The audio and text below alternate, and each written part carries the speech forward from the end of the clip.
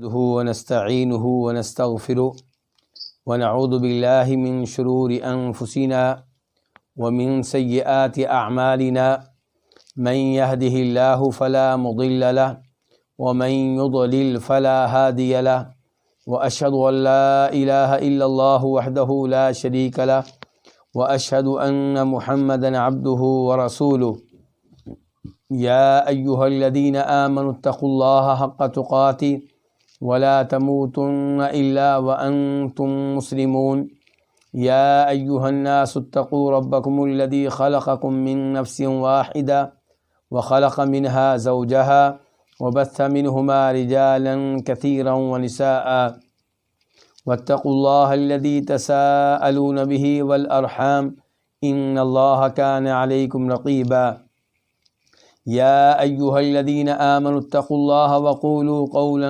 سديدا يصلح لكم أعمالكم ويغفر لكم ذنوبكم ومن يطع الله ورسوله فقد فاز فوزا عظيما أما بعد فإن خير الحديث كتاب الله وخير الهدي هدي محمد صلى الله عليه وسلم وشر الأمور محدثاتها وكل محدثة بدعة وكل بدعة ضلالة وكل ضلالة في النار۔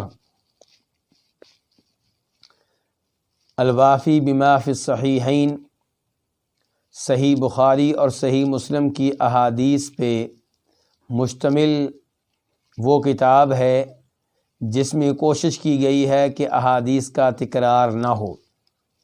کتاب کے مؤلف نے کتاب کو کئی مقاصد میں تقسیم کیا ہے اور وہ 10 ہیں۔ ان میں سے تیسرا مقصد وہ ہے جس میں وہ احادیث ہیں جن کا تعلق عبادات سے ہے، اور اس مقصد میں کئی ایک کتب ہیں۔ ان میں سے 12ویں کتاب الحج والعمرہ، یہ حج اور عمرہ کی احادیث کے بارے میں ہے۔ اس 12ویں کتاب میں کئی فصلیں ہیں۔ ان میں سے پہلی فصل حج کے اعمال اور حج کے احکام کے بارے میں ہے۔ اس پہلی فصل میں کئی ایک ابواب ہیں۔ ان ابواب میں سے تیسرا باب ہے باب المواقیت، یعنی کہ میقات کے بارے میں، اور اس باب المواقیت میں 3 احادیث ہیں۔ ان میں سے 2 احادیث پہ گفتگو ہو چکی ہے اور آج تیسری حدیث پہ گفتگو ہوگی، اور تیسری حدیث کا کتاب میں نمبر ہے 760، یہ 760۔ اس حدیث کو اپنی کتاب میں جگہ دینے والے امام بخاری ہیں۔ عن ابن عمر رضی اللہ عنہما قال لما فتح هذان المصران اتوا عمر، جب عبداللہ بن عمر رضی اللہ عنہما سے روایت ہے، وہ کہتے ہیں کہ جب یہ 2 شہر فتح ہوئے تو وہ لوگ عمر کے پاس آئے۔ جناب عمر کے صاحبزادے کہہ رہے ہیں کہ جب یہ 2 شہر فتح ہوئے تو وہ لوگ عمر کے پاس آئے، یعنی کہ میرے والد اور خلیفہ جناب عمر کے پاس آئے۔ کون سے 2 شہر فتح ہوئے؟ اس سے مراد کوفہ اور بصرہ ہیں۔ یہ کہ جب یہ 2 شہر فتح ہوئے تو لوگ جناب عمر کے پاس آئے۔ یہاں پہ ایک سوال پیدا ہوتا ہے، فتح ہونے سے یوں لگتا ہے کہ جیسے یہ شہر پہلے سے موجود تھے، جبکہ حقیقت یہ ہے کہ ان شہروں کو آباد کرنے والے کافر نہیں ہیں، غیر مسلم نہیں ہیں، بلکہ مسلمان ہیں۔ یہ 2 شہر آباد ہوئے ہیں جناب عمر فاروق کے اپنے زمانے میں، تو فتح ہونے کا تو سوال نہیں پیدا ہوتا۔ فتح ہونے کے بارے میں ہم تب کہیں جب یہ شہر غیر مسلموں کے ہوں، جبکہ ان شہروں کو آباد کرنے والے مسلمان ہیں۔ کوفہ کو آباد کرنے والے جناب سعد بن ابو وقاص رضی اللہ تعالی عنہ ہیں، اور بصرہ کو آباد کرنے والے جناب عتبہ بن غزوان ہیں۔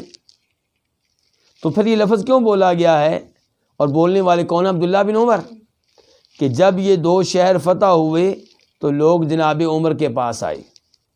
تو اس سے مراد یہ ہے کہ جب وہ علاقہ فتح ہوا جہاں بعد میں یہ 2 شہر بنے، جب وہ علاقہ فتح ہوا جہاں پہ بعد میں یہ 2 شہر بنے، تو ان 2 شہروں میں رہنے والے لوگ جناب عمر فاروق کے پاس آئے، اتو عمرہ، اور یہ دونوں شہر کہاں ہیں، کس علاقے میں ہیں، آج کل کس ملک میں ہیں؟ عراق میں۔ کہاں ہیں؟ عراق میں۔ اور کوفہ وہی شہر ہے جسے بعد میں جناب علی رضی اللہ تعالیٰ عنہ نے اپنا کیپٹل بنا لیا تھا، دارالحکومت بنا لیا تھا۔ تو جب یہ دونوں شہر فتح ہوئے تو وہ لوگ جناب عمر کے پاس آئے، فقالوا، تو انہوں نے کہا، یا امیر المؤمنین، اے مومنوں کے امیر، یعنی کہ اے ہمارے امیر، ہمارے حکمران، ہمارے خلیفہ، ان رسول اللہ صلی اللہ علیہ وسلم حد لأہل نجد قرنا، بے شک رسول اللہ صلی اللہ علیہ وسلم نے اہل نجد کے لیے قرن کو مقرر کیا ہے۔ قرن سے مراد قرن المنازل، یعنی کہ نبی علیہ الصلوۃ والسلام نے نجد والوں کے لیے میقات کس کو مقرر کیا ہے؟ قرن کو، قرن المنازل کو۔ وَهُوَ جَوْرٌ عَنْ طَرِيقِنَا، جبکہ یہ میقات کون سا؟ قرن المنازل، جبکہ یہ میقات ہمارے راستے سے ہٹ کر ہے، یعنی کہ باقی عراقی اگر اس جانب سے آئیں تو ان کا میقات قرن المنازل بن سکتا ہے، لیکن ہم جو کوفہ کے لوگ ہیں، بصرہ کے لوگ ہیں، ہمارے سے یہ ہٹ کر ہے، ہمارے راستے میں نہیں آتا۔ وَإِنَّا إِنْ أَرَدْنَا قَرْنًا شَقَّ عَلَيْنَا، اور ہم اگر قرن المنازل کا قصد کریں، وہاں جانا چاہیں، تو یہ چیز ہم پہ شاق گزرے گی، ہمیں بڑی مشقت کا سامنا کرنا پڑے گا۔ قال، تو کہا، کس نے کہا؟ جناب عمر فاروق نے، فانظروا حذوها من طریقکم، تم لوگ اپنے راستے میں اس کے مقابل کوئی جگہ دیکھ لو، یعنی کہ تم اپنے راستے سے نہ ہٹو، میں تمہیں مشقت میں نہیں ڈالنا چاہتا، میں نہیں چاہتا کہ تم دائیں جاؤ یا بائیں جاؤ میقات کی خاطر، تم اپنے راستے پہ رہو، لیکن یہ دیکھ لو کہ قرن المنازل کے مد مقابل تمہارے راستے میں کون سا علاقہ آتا ہے۔ قرن المنازل کی سیدھ میں، اس کے برابر میں تمہارے راستے میں کون سی جگہ آتی ہے۔ فانظروا، تم دیکھ لو، حذوها من طریقکم، اپنے راستے میں اس کے مقابل کوئی جگہ۔ فحد لهم ذات عرق، تو جناب عمر فاروق نے ان کے لیے میقات کس کو مقرر کیا؟ ذات عرق کو۔ کون سی جگہ کو؟ ذات عرق کو۔ اب یہاں پہ ایک سوال پیدا ہوتا ہے، وہ یہ کہ امام ابو داؤد رحمہ اللہ اپنی سنن میں روایت کرتے ہیں ام المؤمنین عائشہ رضی اللہ تعالیٰ عنہا سے کہ نبی علیہ الصلوۃ والسلام نے ذات عرق کو بطور میقات مقرر کیا تھا، اور یہ بخاری شریف کی حدیث کیا کہہ رہی ہے کہ میقات کس نے مقرر کیا ہے؟ جناب عمر فاروق نے، یعنی کہ کوفہ اور بصرہ والوں کے مطالبے پہ جناب عمر فاروق نے کس کو مقرر کیا ہے؟ ذات عرق کو۔ اور ابو داؤد شریف کی حدیث کہہ رہی ہے کہ اس میقات کو مقرر کرنے والے کون ہیں؟ نبی علیہ الصلوۃ والسلام۔ اب یہاں پہ کیا کیا جائے؟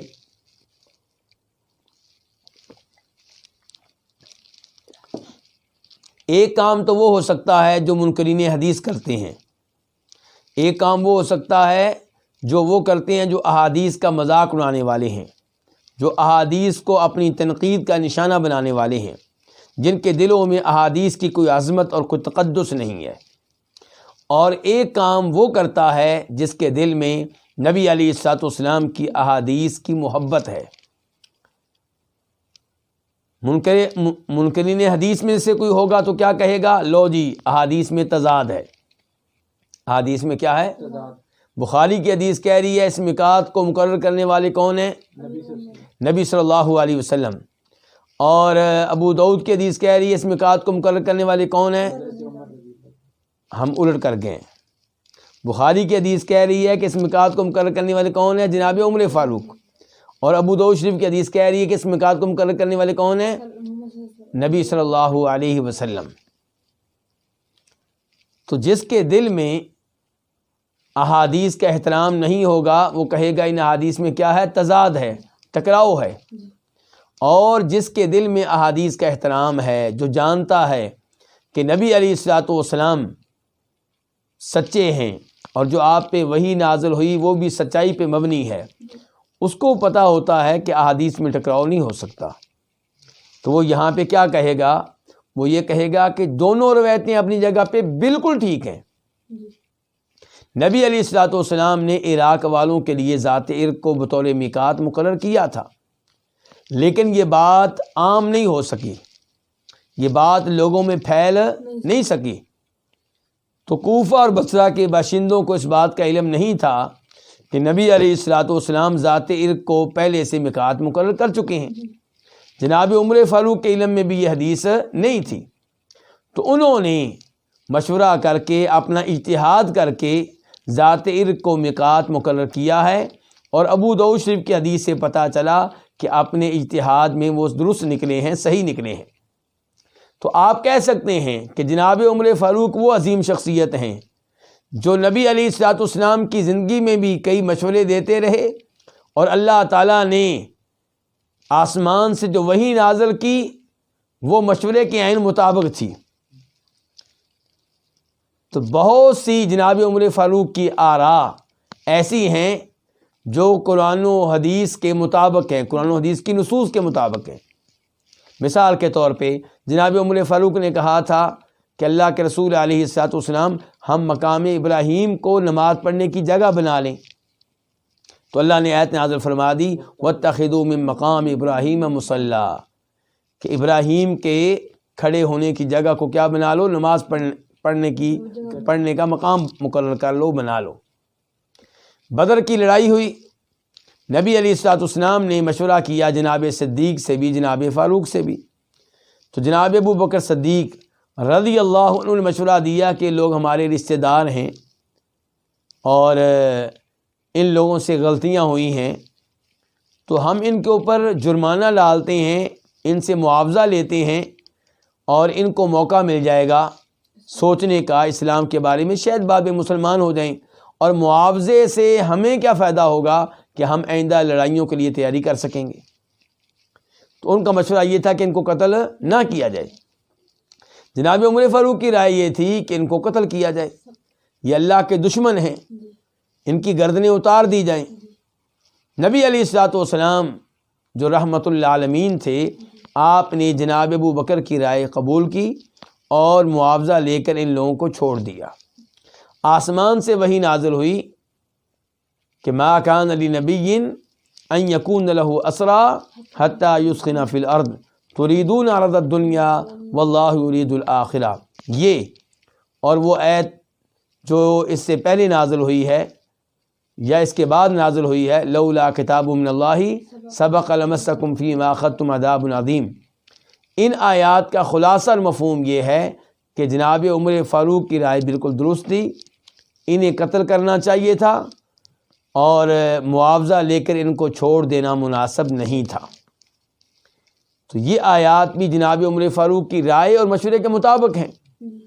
تو ایسی جناب عمر فاروق کی آراء بہت ساری ہیں جن کی اللہ کے قرآن نے تصدیق کی،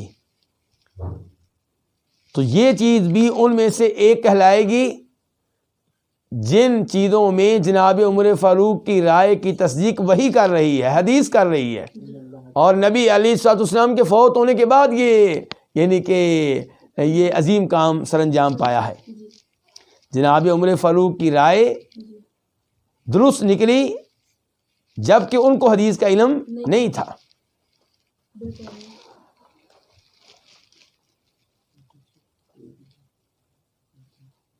تو بخاری شریف کی حدیث بھی اپنی جگہ پہ ٹھیک کہ ذات عرق کو بطور میقات مقرر کرنے والے کون ہیں؟ جناب عمر۔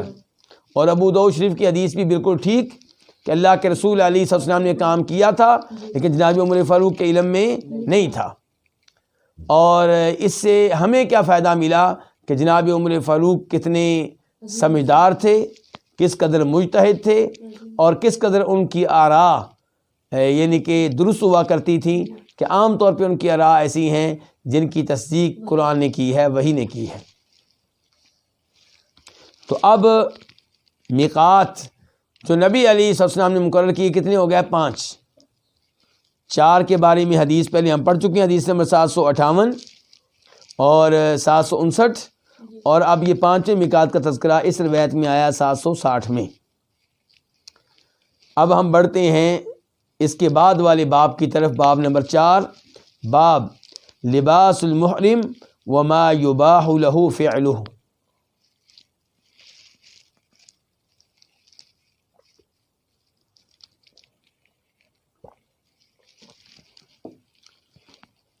یہ باب کیا ہے کہ محرم کا لباس، جو حج عمرے کی نیت کر کے حج عمرے میں داخل ہوتا ہے، اس کا لباس کیا ہوگا؟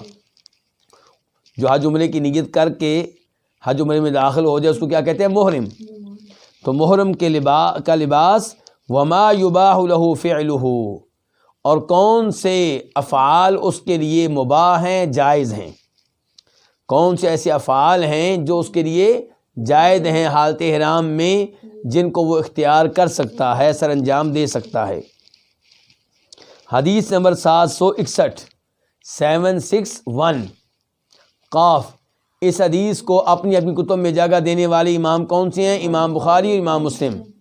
عن عبداللہ بن عمر رضی اللہ عنہما، روایت ہے جناب عبداللہ بن عمر رضی اللہ عنہما سے، ان رجلا قال، کہ بے شک ایک آدمی نے کہا، یا رسول اللہ، اے اللہ کے رسول، ما یلبس المحرم من الثیاب، محرم کون کون سے کپڑے پہن سکتا ہے؟ سوال اس بات میں مبنی ہے کہ نفی پہ؟ اس بات پہ، یعنی کہ یہ نہیں کہا گیا کہ کون سے کپڑے نہیں پہن سکتا، سوال یہ ہے کہ محرم کون کون سے کپڑے پہن سکتا ہے۔ قال رسول اللہ صلی اللہ علیہ وسلم، تو فرمایا رسول اللہ صلی اللہ علیہ وسلم نے، لا یلبس القمصا، قمیصیں نہ پہنے۔ قمص قمیص کی جمع ہے، قمیصیں نہ پہنے، جن کو ہم قمیض کہتے ہیں، قمیض نہ پہنے۔ تو آپ جواب اس بات میں دے رہے ہیں کہ نفی میں؟ نفی میں۔ سوال ہوا تھا کہ کیا کیا پہن سکتا ہے، جواب یہ نہیں آیا کہ کیا کیا پہن سکتا، جواب ہے کیا نہیں پہن سکتا۔ تو آپ فرمانے لا یلبس القمصا، قمیصیں نہ پہنے، ولا العمائم، عمائم امامت ان کی جمع ہے، پگڑیاں نہ پہنے، ولا السراویلات، شلواریں نہ پہنے، ولا البرانس، برنس کی جمع ہے، ایسی قمیض نہ پہنے جس کا کرتا اس کے، ایسی قمیض نہ پہنے، ایسا کرتا نہ پہنے جس کی ٹوپی اس کے ساتھ ہی ہوتی ہے۔ آپ نے شاید دیکھا ہو، مغرب ایک عربی ملک ہے جس کو مراکش کہتے ہیں ہم اردو میں، اور انگلش میں شاید مراکو کہتے ہیں، وہاں کے باشندوں کا لباس آپ دیکھا کریں، وہ لمبا جبہ پہنتے ہیں، لیکن جبے کے ساتھ ہی ٹوپی بھی ہوتی ہے، جب چاہتے ہیں ٹوپی سر پہ لے لیتے ہیں، جب چاہتے ہیں پیچھے کر لیتے ہیں۔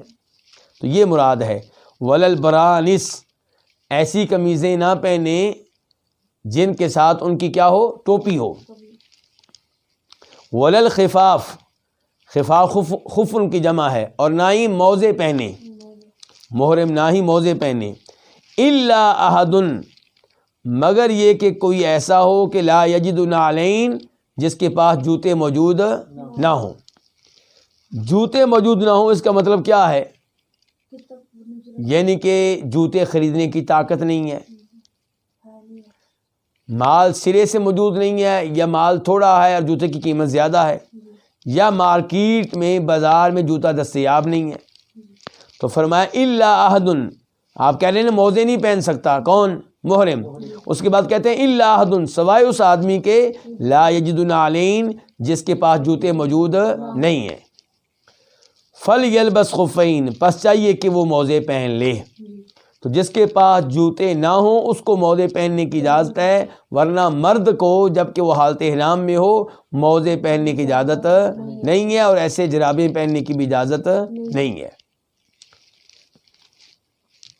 وَلْيَقْطَعْهُمَا أَسْفَلَ مِنَ الْكَعْبَيْنِ، آپ موزے پہننے کی اجازت دیتے ہوئے ارشاد فرما رہے ہیں، اور چاہیے کہ ان کو کاٹ لے ٹخنوں کے نیچے سے، یعنی کہ موزہ جو ہوتا ہے وہ لمبا ہوتا ہے، پنڈلی کی طرف جا رہا ہے، تو موزے کا وہ حصہ جو ٹخنوں سے اوپر جا رہا ہے اسے آپ کیا کریں؟ کاٹ لیں. وَلْيَقْطَعْ أَسْفَلَهُمَا، اور چاہیے کہ ان کو کاٹ لے اسفل من الکعبین، ٹخنوں سے نیچے. ان کے موضع کا وہ حصہ جو ٹخنوں سے اوپر ہے اس کو کاٹ کے موضع کو ایسا بنا لیا جائے کہ وہ ٹخنوں سے نیچے نیچے رہیں. وَلَا تَلْبَسُوا مِنَ الثِّيَابِ شَيْئًا مَسَّهُ الزَّعْفَرَانُ أَوْ وَرْسٌ، اور تم کپڑوں میں سے کوئی ایسی چیز نہ پہنو جسے زعفران لگی ہو یا ورس بوٹی لگی ہو. یہ تو میں نے اس حدیث کا ترجمہ کر دیا ہے. اب اس حدیث کی کچھ وضاحت کرتے ہیں اور کچھ تشریح کرتے ہیں. پہلے نمبر پہ میں نے گزارش کی تھی کہ سوال تھا کہ محرم کیا کیا پہن سکتا ہے. جواب کیا آیا؟ جواب یہ نہیں آیا کہ یہ پہن سکتا ہے، بلکہ جواب یہ آیا کہ یہ چیزیں نہیں پہن سکتا. ایسا کیوں؟ اس میں کیا حکمت ہے؟ اس میں حکمت یہ ہے واللہ تعالی اعلم کہ جو چیزیں نہیں پہن سکتا وہ محدود ہیں تو وہ بتا دی گئی ہیں، باقی سب کچھ پہن سکتا ہے. جو چیزیں ممنوع ہیں وہ تھوڑی ہیں، وہ محدود ہیں، وہ بتا دی گئی ہیں، اور جو نہیں بتائی گئی وہ سب پہن سکتا ہے. اس کے بعد یہاں پہ ایک وضاحت یہ کر دوں کہ ہماری حج عمرے کی کتب میں لکھا ہوتا ہے کہ جو حج کرنے لگا ہے، نیت کر لی ہے، محرم بن چکا ہے، یا عمرہ کر رہا ہے، نیت کر لی ہے، محرم بن چکا ہے، وہ سلا ہوا کپڑا نہیں پہن سکتا. کیا نہیں پہن سکتا؟ سلا ہوا کپڑا نہیں پہن سکتا. تو کیا یہ الفاظ ٹھیک ہیں؟ جواب یہ ہے کہ یہ الفاظ یعنی کہ مناسب نہیں ہے. صحیح بات یہ ہے کہ محرم وہ لباس نہیں پہن سکتا، وہ کپڑے نہیں پہن سکتا، وہ چادریں نہیں پہن سکتا جو جسم کی ساخت کے مطابق بنائی گئی ہوں. بات کو مزید واضح کرتے ہوئے کہوں گا کہ چادریں ہیں، آپ محرم ہیں اور آپ کے پاس 2 چادریں ہیں، کیا آپ ان کو کناروں سے سلائی کر سکتے ہیں؟ بالکل کر سکتے ہیں. تو سلائی ممنوع نہیں ہے. ممنوع یہ ہے کہ آپ وہ کپڑا پہنیں جو آپ کے جسم کے مطابق بنایا گیا ہو. جیسے قمیض ہے، قمیض جسم کے مطابق تیار کی گئی ہوتی ہے. شلوار ہے، شلوار جسم کی ٹانگوں کے مطابق تیار کی گئی ہوتی ہے. بنیان ہے، وہ بھی پیٹ کے مطابق تیار کی گئی ہوتی ہے. تو ایسی چیزیں مرد نہیں پہن سکتا جو اس کے پورے جسم کی ساخت کے مطابق تیار کیے گیا کپڑا ہو، وہ نہیں پہن سکتا.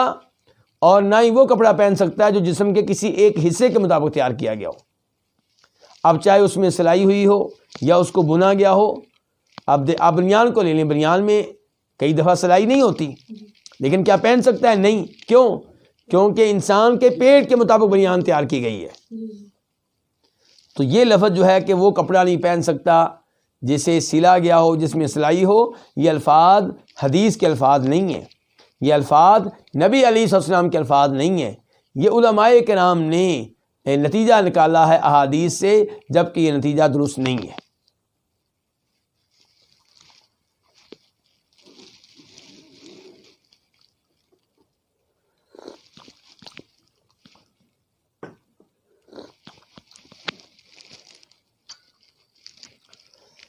دو چادریں محرم پہنے گا تو وہ اگر کناروں سے سلائی کی گئی ہیں تاکہ ادھر نہ جائیں، کوئی مسئلہ نہیں. یا کسی آدمی کے پاس دو چھوٹے چھوٹے کپڑے تھے، اس نے ان کو آپس میں سلائی کر کے ایک بڑی چادر بنا لیا ہے اور اسی میں اس نے احرام پہن لیا، کوئی حرج نہیں. چادر درمیان سے پھٹ گئی ہے، اس کو سلائی کر لیا گیا، کوئی حرج نہیں.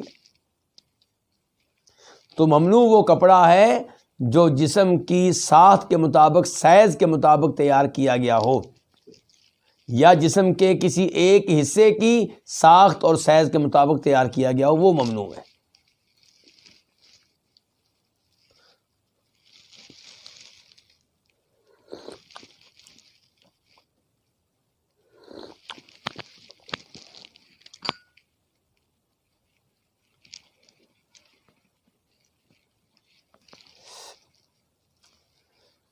اس کے بعد ایک سوال یہ ہوگا کہ جوتا کیسا پہنے گا؟ پاک و ہند کے جو حاجی ہیں، عمرہ کرنے والے ہیں، وہ سمجھتے ہیں کہ جوتا وہ پہنا جا سکتا ہے جس جوتے میں پاؤں کے اوپر کا حصہ ننگا رہے۔ چنانچہ ان لوگوں نے 2 ریال والا جوتا پہن رکھا ہوتا ہے، چپل سی، جس میں ہمارے حاجی گر رہے ہوتے ہیں، جس کو کینچی چپل بھی کہا جاتا ہے۔ اب جب وضو کرتے ہیں، فرش پختہ ہوتا ہے، پکا ہوتا ہے، اور پاؤں گیلے ہوتے ہیں، جوتا گیلا ہوتا ہے، تو وہاں پہ کئی دفعہ گر جاتے ہیں۔ ہماری عورتیں گر جاتی ہیں، بلکہ نوجوان بھی گر جاتے ہیں، یعنی کہ صرف بوڑھے نہیں، صرف کمزور نہیں، بلکہ نوجوان بھی گر جاتے ہیں۔ لیکن وہ پھر بھی یہ جوتا پہنتے ہیں، کیوں؟ کیونکہ ان کو بتایا گیا ہے کہ اگر آپ نے ایسا جوتا پہن لیا جس جوتے میں آپ کے پاؤں کے اوپر کا حصہ ڈھکا ہوا ہوگا، تو پھر آپ کا یہ عمل درست نہیں ہوگا، جبکہ یہ فتویٰ غلط ہے، درست نہیں ہے۔ صحیح بات یہ ہے کہ آپ کوئی بھی ایسا جوتا پہن سکتے ہیں جس میں آپ کے ٹخنے ننگے رہیں، کعبین، اور کعبین سے مراد کیا ہے؟ ٹخنے، یعنی کہ پاؤں اور پنڈلی کے درمیان وہ ہڈی جو ابری ہوئی ہوتی ہے، وہ مراد ہے۔ وہی ہڈی جس کے بارے میں نبی علیہ الصلوۃ والسلام دیگر احادیث میں فرماتے ہیں کہ جو بھی ایسی چادر پہنے، ایسا کپڑا لے جو ٹخنوں سے نیچے جا رہا ہو، تو اس کا یہ حصہ کہاں جائے گا؟ جہنم میں جائے گا، جس کو شریعت نے کبیرہ گناہ قرار دیا ہے۔ تو حج اور عمرے میں بھی کعبین سے مراد وہی ہڈی ہے جو ان احادیث میں ہے جن احادیث میں ٹخنوں سے نیچے شلوار یا چادر لٹکانے کی ممانعت آئی ہے۔ ہمارے کئی حنفی علماء کرام کا یہ موقف ہے کہ کعبین کا لفظ جب حج عمرے میں آتا ہے تو وہاں پہ اس سے مراد کیا ہوتا ہے؟ اس سے مراد وہ ہڈی ہوتی ہے جو پاؤں کے اوپر ہوتی ہے۔ ایک ہمارے پاؤں کے نیچے والا حصہ، ایک ہے اس کے اوپر والا حصہ، تو وہ مراد ہے، جبکہ یہ موقف صحیح نہیں ہے۔ تو اس لیے کوئی بھی ایسا جوتا پہنا جا سکتا ہے، چاہے وہ بند ہو، چاہے کھلا ہوا ہو، جس میں آپ کے ٹخنے ننگے ہوں۔ پاؤں کے اوپر کے حصے کا ننگا ہونا ضروری نہیں ہے۔ آپ ایسا جوتا پہن سکتے ہیں جس کی وجہ سے پاؤں کے اوپر کا حصہ ڈھکا ہوا ہو۔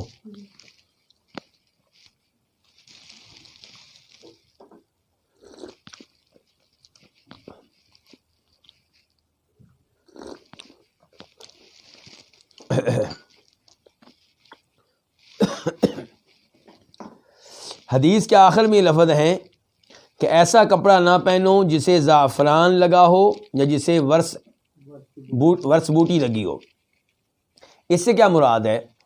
اس سے مراد یہ ہے کہ آپ ایسے کپڑے نہیں پہن سکتے جن کو رنگین کر دیا گیا ہو، رنگ دیا گیا ہو، کس کے ساتھ؟ زعفران کے ساتھ یا ورس نامی بوٹی کے ساتھ۔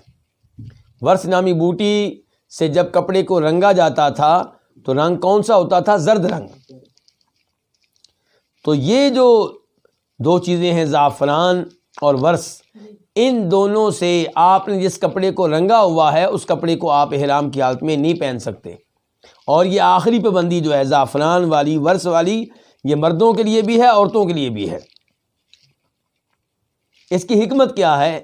علماء کرام بتاتے ہیں اس کی ایک حکمت یہ ہے کہ جو کپڑا ان 2 چیزوں سے رنگین کر دیا گیا ہوگا، جس کو رنگ دیا گیا ہوگا، اس سے خوشبو آ رہی ہوگی، اور خوشبو والا احرام پہننے کی اجازت نہیں ہے۔ اور پھر یہ بھی کہا گیا ہے کہ یہ کپڑے کافی شوخ ہوتے ہیں، تو اور بھی کئی اسباب بیان کیے گئے ہیں۔ اب اس کے بعد وفی روایت للبخاری، اور بخاری کی ایک روایت میں ہے ولا تنتقب المرأة المحرمہ، وہ عورت جو حالت احرام میں ہو وہ نقاب نہ کرے، وہ نقاب نہ کرے۔ ولا تلبس القفازین، اور وہ دستانے بھی نہ پہنے۔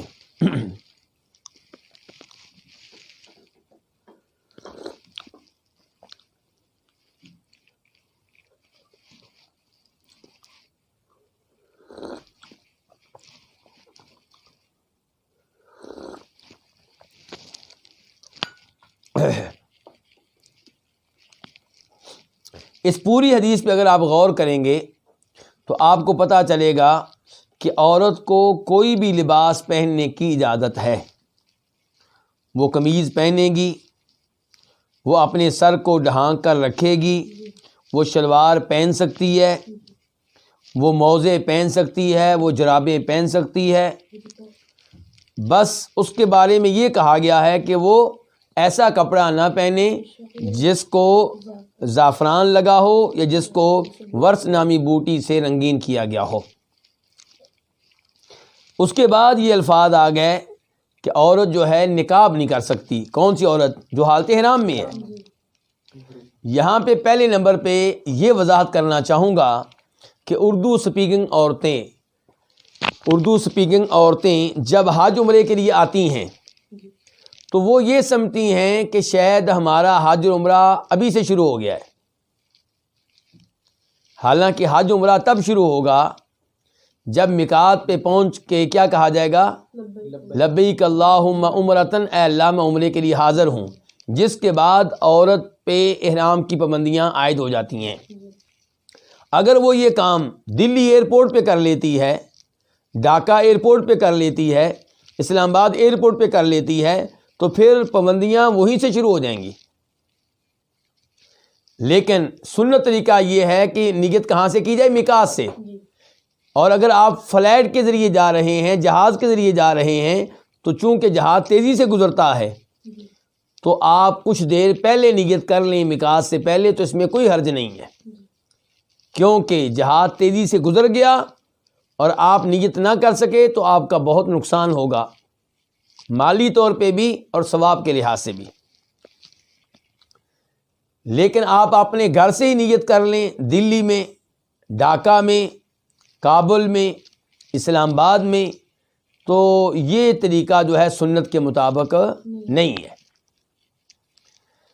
اچھا، اس لیے عورت جو ہے اس کے اوپر یہ پابندی کہ وہ نقاب نہیں کر سکتی، دستانے نہیں پہن سکتی، کب عائد ہوگی؟ جب نیت کرے گی. اگر وہ نیت کرتی ہے مدینہ پہنچ کر، مدینہ کے میقات سے، وہ دلی سے سیدھا کہاں جا رہی ہے؟ مدینہ، مکہ نہیں جا رہی، تو مدینہ آئی ہے تو اس کے اوپر کوئی پابندی نہیں ہے. پابندی کب شروع ہوگی؟ جب مدینہ کے میقات ذوالحلیفہ سے نیت کر کے وہ نکلے گی مکہ کے لیے. دوسرے نمبر پہ گزارش یہ کرنا چاہوں گا کہ جب شریعت نے نقاب کرنے سے روک دیا، دستانے پہننے سے روک دیا، تو کیا یہ عورت جب تک حالت احرام میں رہے گی چہرہ ننگا رکھے گی؟ تو گزارش یہ ہے کہ یہ چہرہ ننگا رکھے گی جب اس کے سامنے غیر مرد نہ ہوں. جب وہ احرام میں، حالت احرام میں ہے اور عمرہ کرنے کے لیے مکہ پہنچی ہے، اپنے ہوٹل میں ہے، اپنے کمرے میں ہے، تو وہاں چہرہ ننگا رکھے گی. ہوٹل میں خاوند کے علاوہ کوئی نہیں ہے، باپ کے علاوہ کوئی نہیں ہے، سگے بھائی کے علاوہ کوئی نہیں ہے، چہرہ ننگا رکھے گی. لیکن اگر اس کمرے میں دیور بھی موجود ہے، جیٹھ بھی موجود ہے، یا بہنوئی موجود ہے، تو یہ اس کے محرم نہیں ہے. ان سے پردہ کرے گی، عمرے سے پہلے بھی، حج سے پہلے بھی، اور عمرے کے دوران بھی، حج کے دوران بھی، احرام سے پہلے بھی، احرام کے دوران بھی. تو آپ کہیں گے کیسے پردہ کرے گی جبکہ اللہ کے رسول علیہ السلام فرما رہے ہیں کہ وہ نقاب نہیں کر سکتی؟ تو گزارش یہ ہے کہ یہاں پہ نقاب سے مراد وہ نقاب نہیں ہے جس نقاب کو مراد لیتے ہیں اردو بولنے والے بھائی اور دوست. یہ عربی زبان کا لفظ ہے.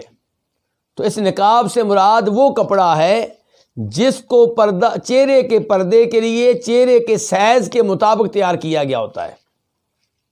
نقاب سے مراد وہ کپڑا ہے جس کو چہرے کے پردے کے لیے چہرے کے سائز کے مطابق خصوصی طور پہ تیار کیا گیا ہوتا ہے.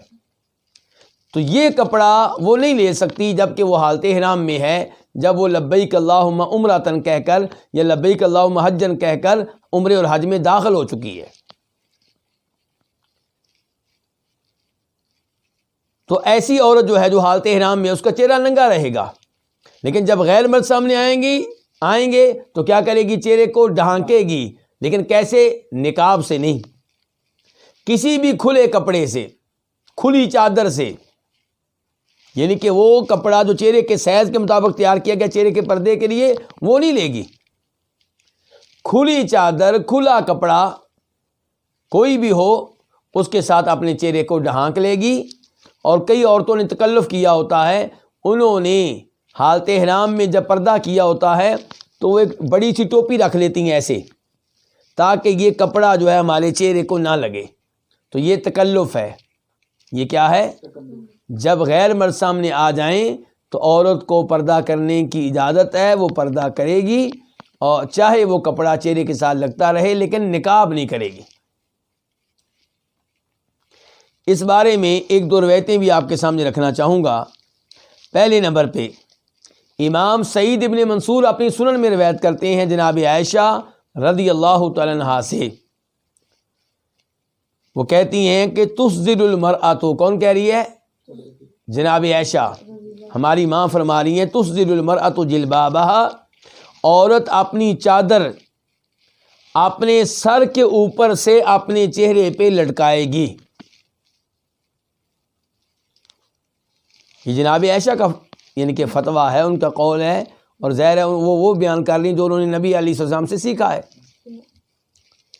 ایک اور روایت امام مالک روایت کرتے ہیں موطا میں فاطمہ بنت منذر بن زبیر سے، فاطمہ بنت منذر بن زبیر بن عوام کی کیا لگی ہیں؟ یہ بالکل صحیح کہا آپ لوگوں نے، یہ زبیر بن عوام کی کیا لگی؟ پوتی۔ یہ کہتی ہیں کہ کننا نخمر وجوہنا، ہم لوگ اپنے چہروں کو ڈھانک لیا کرتی تھیں، اپنے چہرے کا پردہ کر لیا کرتی تھیں، ونحن محرمات، جب کہ ہم حالت احرام میں ہوتی تھیں، ونحن مع اسماء بنت ابی بکر، جب کہ ہمارے ساتھ ہماری دادی مشہور و معروف صحابیہ اسماء بنت ابو بکر رضی اللہ عنہا ہوا کرتی تھیں۔ تو ان دو روایات سے ایک کا تعلق ہے جناب عائشہ سے، دوسری کا ان کی بہن جناب اسماء سے، اور دونوں کیا ہیں؟ صحابیہ ہیں۔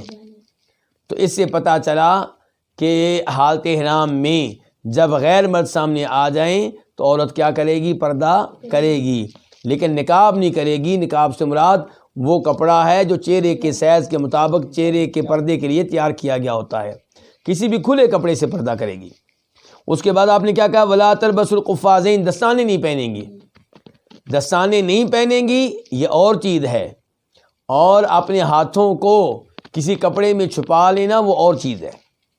دستانے نہیں پہنیں گی، لیکن جو اس نے قمیض پہنی ہوئی ہے، جو اس نے بڑی سی چادر لی ہوئی ہے، جس سے اپنا سارا جسم اس نے ڈھانکا ہوا ہے، اس کے اندر وہ اپنے ہاتھ بھی داخل کر سکتی ہے، اس کے اندر وہ اپنے ہاتھ داخل کر سکتی ہے۔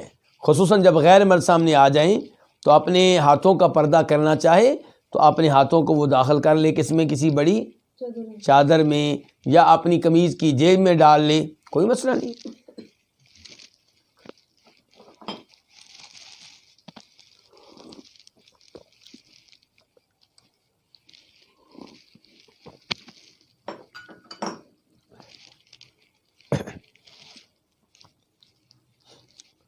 اس کے بعد حدیث نمبر 762 762 قاف، اس حدیث کے بیان کرنے پہ اتفاق ہے کس کا؟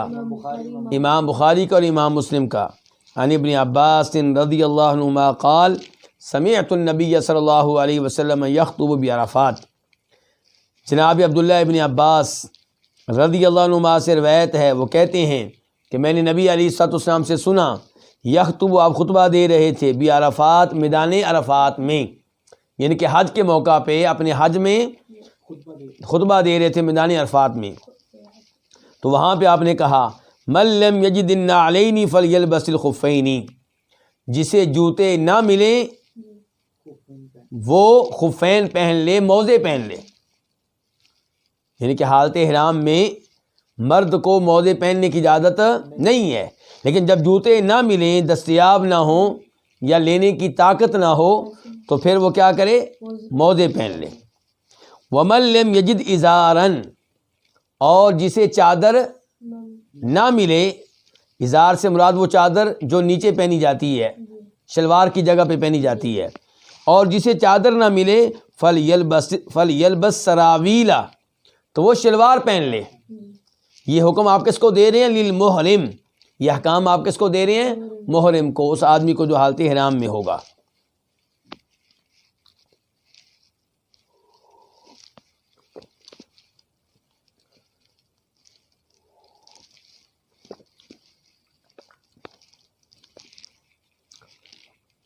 تو ازار اس چادر کو کہا جاتا ہے جسے ہم اردو میں کیا کہتے ہیں؟ تہہ بند، جو ہم نیچے پہنتے ہیں.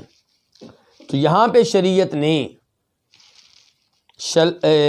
چادر نہ ہونے کی شکل میں شلوار پہننے کی اجازت دے دی ہے، جوتے نہ ہونے کی شکل میں موزے پہننے کی اجازت دے دی ہے.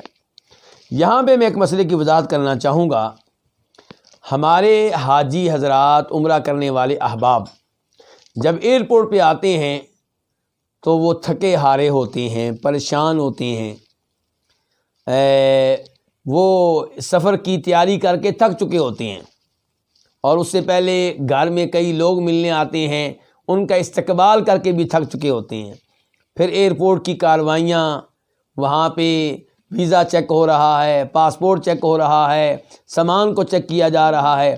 اس صورتحال میں وہ کافی پریشان ہو جاتے ہیں، اور کئی دفعہ وہ ایئرپورٹ والوں کے حوالے اپنا وہ سامان کر دیتے ہیں جس میں احرام کی 2 چادریں ہوتی ہیں. آپ جانتے ہیں کچھ سامان آپ کو ہاتھ میں رکھنے کی اجازت ہے، اور باقی سامان ایئرپورٹ والوں کے حوالے کریں گے اور وہ فلیٹ میں رکھ دیں گے اور دوسرے ایئرپورٹ پہ آپ کو مل جائے گا. اب ایک سامان وہ ہے جو آپ نے جمع کروانا ہے، ایک وہ سامان ہے جو آپ کے ہاتھ میں رہے گا. اب چادریں کس میں ہونی چاہیے؟ اس سامان میں جو آپ کے ہاتھ میں رہے گا. لیکن پریشانی کی وجہ سے چادریں رکھ دی جاتی ہیں اس بیگ میں جو ایئرپورٹ میں جمع کروانا ہوتا ہے. اب جب جہاز میں چادریں پہننے کی باری آتی ہے تو پتہ چلتا ہے کہ چادریں نہیں ہیں. اب کیا کیا جائے؟ ان احادیث پہ آپ غور کریں تو آپ کو پتہ چلے گا کہ انسان کے پاس علم ہونا چاہیے، ہر چیز کا حل نکل آتا ہے. اب آپ نے یہاں پہ کیا کہہ دیا ہے کہ جس کے پاس نیچے والی چادر نہیں ہے وہ کیا پہن لے؟ شلوار پہن لے. ایک چادر کا مسئلہ حل ہو گیا. جب تک آپ کو چادر نہیں ملے گی تب تک آپ شلوار پہنے رہیں، اور باقی رہے گا مسئلہ اوپر والی چادر کا. تو وہ بہت آسان ہے. ضروری نہیں کہ آپ احرام کی نئی چادر پہنیں.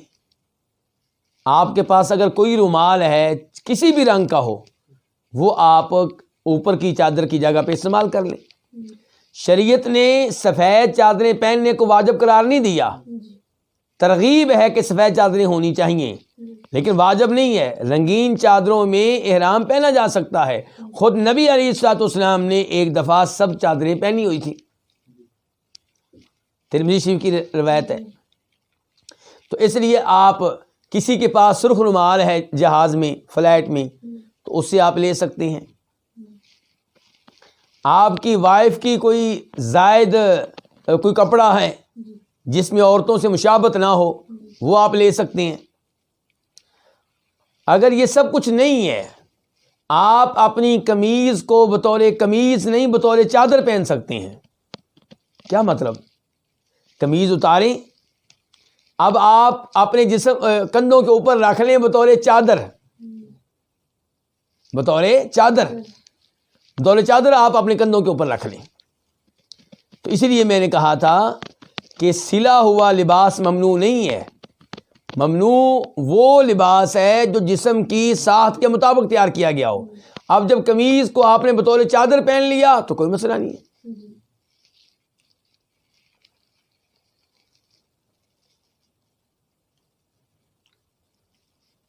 میرے خیال میں یہاں پہ اتنی گفتگو کافی ہے.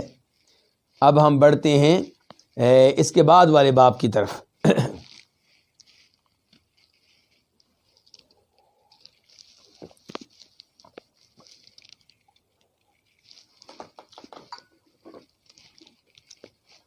باب نمبر 5، باب الاغتسال للمحرم، محرم کے لیے غسل کرنے کا حکم. محرم کیا غسل کر سکتا ہے؟ جو حالت احرام میں ہو کیا غسل کر سکتا ہے؟ حدیث ہے، حدیث نمبر 763 763۔ یہ بات یاد رکھی جائے کہ اگر غسل ہے غسل جنابت، غسل احتلام، غسل حیض، تو یہ وہ غسل ہے جو بالاتفاق کیا جا سکتا ہے، اس میں کوئی حرج نہیں ہے۔ غسل جنابت یعنی کہ غسل احتلام، غسل حیض، غسل نفاس، یہ غسل حالت احرام میں بالاتفاق کیا جا سکتا ہے، اس میں کوئی ممانعت نہیں، کوئی پابندی نہیں ہے۔ لیکن یہاں پہ مسئلہ جو ہے درپیش وہ یہ ہے کہ وہ غسل جو واجب نہیں ہے، صفائی کے طور پہ، پسینہ دور کرنے کے لیے، گرمی دور کرنے کے لیے، یا ویسے دل کر رہا ہے نہانے کو، تو کیا وہ شخص جو حالت احرام میں ہے وہ غسل کر سکتا ہے؟ یہ سوال پیدا کیوں ہوتا ہے؟ اس لیے کہ غسل کریں گے تو آپ کے بال گریں گے، اور اس شخص کو جو حالت احرام میں ہے اپنے بال کاٹنے کی اجازت نہیں ہے، اپنے بال کھینچنے کی، نوچنے کی اجازت نہیں ہے، اپنے بال مونڈنے کی، منڈوانے کی اجازت نہیں ہے۔ تو اس لیے یہ باب قائم کیا گیا، اور اس کے نیچے جو حدیث لائی گئی ہے وہ میں آپ کے سامنے رکھتا ہوں۔ حدیث نمبر 763 763 قاف۔ اس حدیث کے روایت کرنے پہ اتفاق ہوا ہے کس کا؟ امام بخاری کا اور امام مسلم کا۔ عن عبداللہ بن حنین ان عبداللہ بن العباس والمسور بن مخرمۃ اختلفا بالابواء۔ جناب عبداللہ بن حنین سے روایت ہے، بے شک عبداللہ بن عباس اور مسور بن مخرمہ ان دونوں کا اختلاف ہوا کس مقام پہ؟ ابوا مقام پہ۔ ابوا مقام پہ ٹھہرے ہوئے تھے، رکے ہوئے تھے، عبداللہ بن عباس بھی، مسور بن مخرمہ بھی، وہاں ان دونوں کے درمیان کسی مسئلے میں اختلاف ہو گیا، اور عبداللہ بن عباس بھی صحابی ہیں، مسور بن مخرمہ بھی صحابی ہیں، مسور بن مخرمہ کے والد صاحب بھی صحابی ہیں، مسور بن مخرمہ قریشی۔ اب مسئلہ کیا ہے، اختلاف کیا ہے، یہ بتانے لگے ہیں اس روایت کے راوی عبداللہ بن حنین۔ فقال عبداللہ بن عباس نے کہا، یغسل المحرم رأسہ، محرم اپنے سر کو دھو سکتا ہے۔ وقال المسور لا یغسل المحرم رأسہ، مسور نے کہا کہ محرم اپنے سر کو دھو نہیں سکتا۔ فارسلنی عبداللہ بن عباس، تو مجھے عبداللہ بن عباس نے بھیجا ابو ایوب انصاری کی طرف۔ یہ کون کہہ رہے ہیں؟ عبداللہ بن حنین کہہ رہے ہیں۔ کون کہہ رہے ہیں؟ عبداللہ بن حنین۔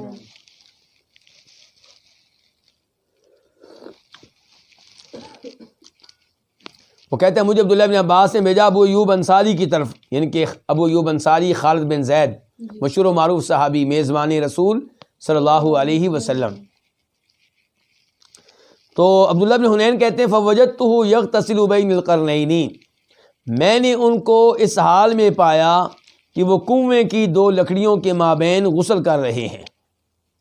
کنویں کی دو لکڑیاں کون سی ہوتی ہیں؟ کنویں کے اوپر دو لکڑیاں دائیں اور بائیں گاڑ دی جاتی ہیں۔ یہ کنواں ہے، کنویں کے دائیں کنارے اور بائیں کنارے پہ دو لکڑیاں گاڑ دی جاتی ہیں، اور ان پہ ایک لکڑی اور رکھ دی جاتی ہے۔ کس لیے؟ تاکہ اس کے ساتھ رسی باندھی جا سکے، ڈول کا تعلق اس کے ساتھ قائم کیا جا سکے، اور پھر ڈول کو نکالتے رہیں گے۔ اگر ڈول چھوٹ بھی گیا تو وہ کنویں میں نہیں گرے گا، کیونکہ اس کی رسی کا ایک سرا اس لکڑی کے ساتھ بندھا ہوا ہے۔ تو یہ دو لکڑیاں کنویں پہ قائم ہیں، دائیں اور بائیں، ان کے درمیان جو ہیں یہ غسل کر رہے ہیں۔ کون؟ ابو ایوب انصاری۔ وَهُوَ يُسْتَرُ بِثَوْبٍ، اور ان پہ پردہ کیا گیا ہے ایک کپڑے کے ساتھ۔ کن پہ؟ ابو ایوب انصاری کے ارد گرد پردہ کیا گیا، کس کا؟ ایک کپڑے کا۔ فسلمت علیہ، میں نے انہیں سلام کہا۔ کون کہہ رہے ہیں؟ عبداللہ بن حنین کہہ رہے ہیں میں نے انہیں سلام کہا۔ فقال، تو وہ کہنے لگے من ھذا، یہ کون ہے، یعنی کہ سلام کہنے والا کون ہے؟ فقلت، میں نے کہا انا عبداللہ بن حنین، میں عبداللہ بن حنین ہوں۔ ارسلنی الیک عبداللہ بن العباس، مجھے آپ کی طرف بھیجنے والے کون ہیں؟ عبداللہ بن عباس ہیں۔ اسألک کیف کان رسول اللہ صلی اللہ علیہ وسلم یغسل رأسہ وہو محرم، میں آپ سے یہ سوال کرتا ہوں کہ رسول اللہ صلی اللہ علیہ وسلم اپنے سر کو کیسے دھوتے تھے جب کہ آپ حالت احرام میں ہوتے تھے؟ فوضع ابو ایوب یدہ علی الثوب، تو جناب ابو ایوب انصاری نے اپنا ہاتھ کپڑے پہ رکھا۔ کون سا کپڑا؟ جو پردے کے طور پہ ان کے سامنے لٹکایا گیا تھا تاکہ وہ غسل کر لیں، اس کپڑے پہ اپنا ہاتھ رکھا۔ فتحتاہ، تو اس کو نیچے کر دیا، بہت نیچے نہیں، اتنا نیچے کر دیا کہ سر نظر آئے۔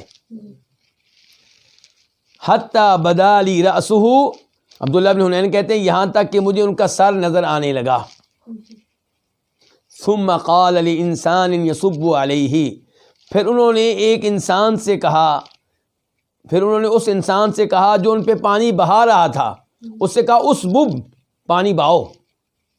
کپڑا نیچے کرنے کے بعد کیا کہا؟ پانی بہاؤ، میرے سر کے اوپر پانی بہاؤ۔ فصب علی رأسہ، تو اس آدمی نے ان کے سر پہ پانی بہایا۔ ثم حرک رأسہ بیدیہ، پھر انہوں نے اپنے سر کو حرکت دی اپنے دونوں ہاتھوں کے ساتھ، یعنی کہ پانی وہ آدمی ڈال رہا ہے اور یہ اچھی طرح اپنے سر کو حرکت دے رہے ہیں تاکہ پانی اندر داخل ہو جائے۔ فاقبل بہما وادبر، تو یہ اپنے ہاتھوں کو آگے لائے اور پیچھے لے کے گئے، یعنی کہ آگے بھی لا رہے ہیں، پیچھے بھی لے کے جا رہے ہیں اور اچھی طرح بالوں کو حرکت دے رہے ہیں۔ وقال، اور کہا ہاکذا رأیتہ صلی اللہ علیہ وسلم، اسی طرح میں نے دیکھا تھا۔ یہ کون کہہ رہے ہیں؟ ابو ایوب انصاری فرمانے لگے اسی طرح میں نے دیکھا تھا آپ صلی اللہ علیہ وسلم کو یفعل، کہ آپ کر رہے تھے۔ تو پھر رزلٹ کیا نکلا؟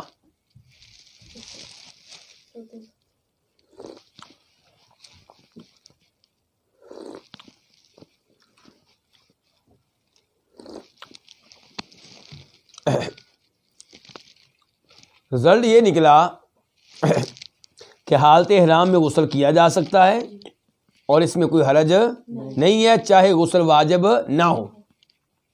اب جب آپ غسل کریں گے تو آپ کے سر کے بال گریں گے، گر جائیں، آپ جان بوجھ کر نہ گرائیں، آپ سر کے بالوں کو حرکت دے رہے ہیں پانی داخل کرنے کے لیے، آپ کی نیت بال گرانے کی نہیں ہے۔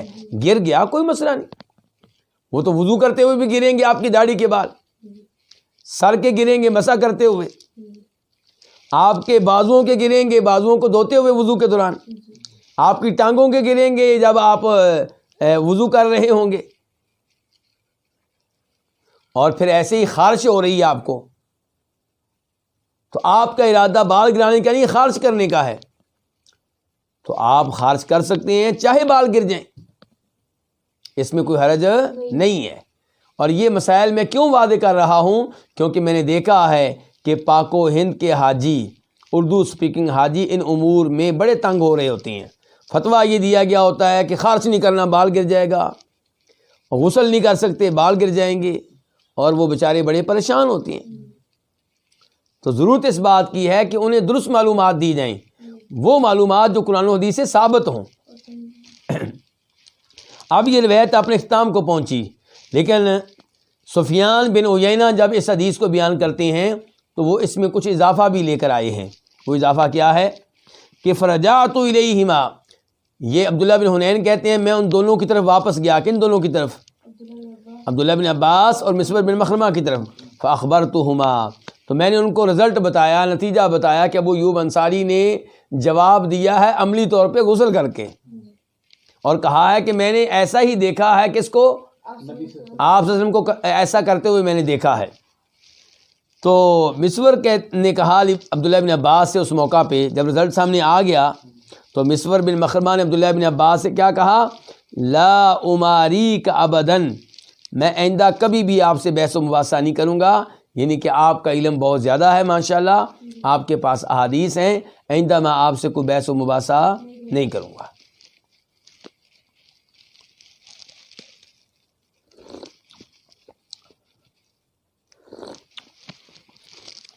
یہاں پہ میں آپ کی توجہ چاہوں گا وہ یہ کہ اختلاف پیدا ہوا ہے عبداللہ بن عباس اور مسور بن مخرمہ کے مابین، دونوں کیا ہیں؟ صحابی ہیں۔ حل کہاں سے نکلا؟ تیسرے صحابی کے پاس سے، وہ کون ہے؟ ابو ایوب انصاری۔ اور حل ان کے پاس سے کیا نکلا کہ اللہ کے رسول نے حالت احرام میں غسل کیا ہوا ہے۔ فیصلہ کس نے کیا؟ حدیث نے۔ اور قرآن یہی کہتا ہے کہ فَإِن تَنَازَعْتُمْ فِي شَيْءٍ فَرُدُّوهُ إِلَى اللَّهِ وَالرَّسُولِ إِن كُنتُمْ تُؤْمِنُونَ بِاللَّهِ وَالْيَوْمِ الْآخِرِ۔ کسی بھی مسئلے میں، عقیدے کا مسئلہ ہو یا فقہ کا مسئلہ، بڑا ہو یا چھوٹا، کسی بھی مسئلے میں اختلاف پیدا ہو جائے تو اس کا فیصلہ کہاں سے لو؟ قرآن سے لو یا نبی علیہ السلام کی احادیث سے لو، اگر تم اللہ اور آخرت پہ ایمان لانے والے ہو۔ آج علماء کرام میں اختلافات ہیں، پبلک میں اختلافات ہیں، نماز کیسے پڑھنی ہے، وضو کیسے کرنا ہے، حج کیسے کرنا ہے، عمرہ کیسے کرنا ہے۔ یہ اختلافات حل کرنے کا طریقہ یہ ہے کہ نبی علیہ الصلوۃ والسلام کی صحیح احادیث کی طرف رجوع کیا جائے، تبھی اتحاد قائم ہوگا، اختلافات ختم ہوں گے۔ اس کے بعد یہاں پہ یہ بھی وضاحت کرنا چاہوں گا کہ یہ تینوں صحابی امام ہیں یا نہیں؟ امام ابو حنیفہ، امام مالک، امام شافعی، امام احمد سے بڑھ کر امام ہیں، ایسے ہی ہے۔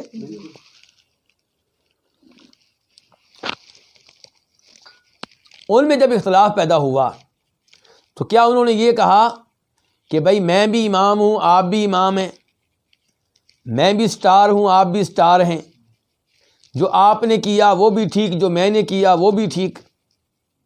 آج کے لوگ یہی کہتے ہیں نا، کہتے چاروں امام برحق ہیں، اور یقیناً چاروں برحق ہیں، بالکل ایسا ہی ہے، لیکن ضروری نہیں کہ ان کا ہر مسئلہ قرآن و حدیث کے مطابق ہو۔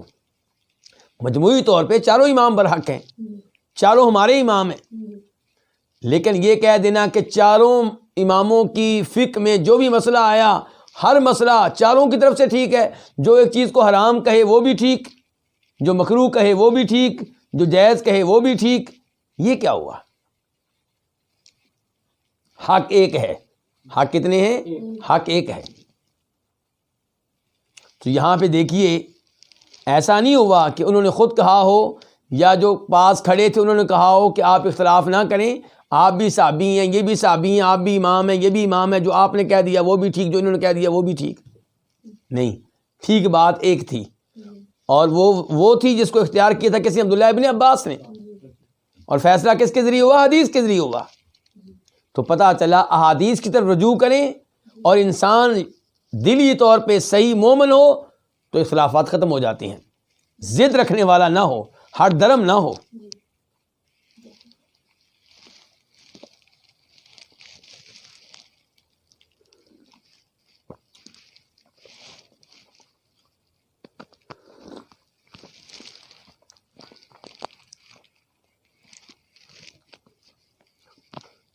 باب نمبر 6، بلکہ بات آگے بڑھنے سے پہلے یہاں ایک وضاحت کر دوں، کہیں میں بھول نہ جاؤں، کہ آئندہ درس جو ہوگا وہ سعودی عرب کا جو وقت ہے اس کے لحاظ سے 7:15 بجے ہوگا، 7:15 پہ، 7:15 پہ آئندہ درس شروع ہوگا انشاءاللہ۔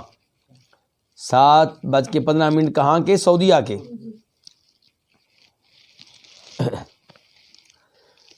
باب چھٹا باب کیا؟ باب اشتراط المحرم التحلل بعذر۔ محرم کا، احرام میں داخل ہونے والے کا یہ شرط لگا لینا کہ میں کسی عذر کی وجہ سے حلال ہو جاؤں گا۔ احرام محرم کا شرط لگا لینا کہ میں حلال ہو جاؤں گا۔ یہ شرط کیوں لگانا؟ کسی عذر کی وجہ سے، کسی مجبوری کی وجہ سے۔ حدیث نمبر 764، 764، اس کو اپنی کتب میں جگہ دی کنہوں نے؟ امام بخاری نے اور امام مسلم نے۔ عن عائشہ قالت دخل رسول اللہ صلی اللہ علیہ وسلم علی ضباعۃ بنت الزبیر۔ ام المؤمنین عائشہ رضی اللہ عنہا سے روایت ہے، وہ کہتی ہیں کہ رسول اللہ صلی اللہ علیہ وسلم ضباع بنت زبیر کے پاس تشریف لائے، ان پہ داخل ہوئے۔